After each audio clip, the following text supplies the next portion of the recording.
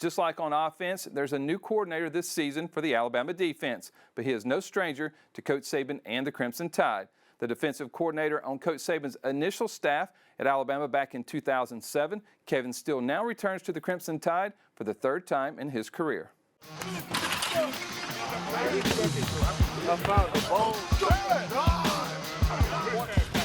The Alabama way of defensive football under Coach Saban is that we want to be relentless.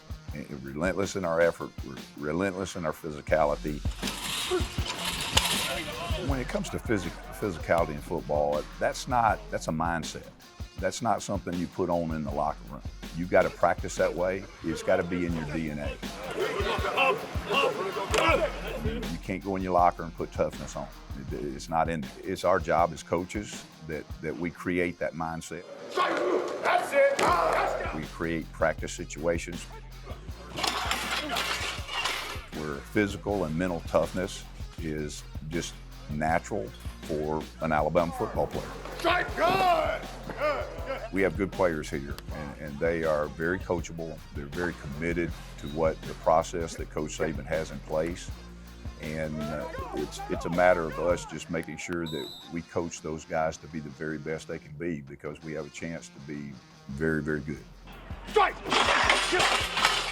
In terms of the transition of coming back and being with Coach Saban, that may be the reason that I'm here, and that everybody knows that Coach Saban is a genius as defensive football. That's been one of the secret ingredients to his success. This is not a program, never has been a program, where you come in as a coordinator and you do what you want to do. It's the Alabama Coach Saban process and system.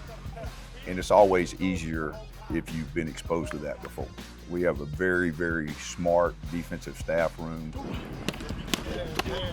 Coleman Hustler, Tavares Robinson, those two guys are brilliantly smart, hardworking, just really, really good football coaches. Robert Bala is the new guy, and he is a bright young football mind that really jumped in like he'd been here forever. Boom, I'm gonna lock him out. Reverse it, Quinn. I'm locking him out right here. And of course, Freddie's been around Alabama for, you could call him, he is Alabama. He's the typical defensive line coach that can take him in the room, get him physical, teach him how to play with 300 pounds on each ear. That's a hard job, and he's very good at it. Why did Coach Steele decide to return to Alabama for a third time? His answer was as simple.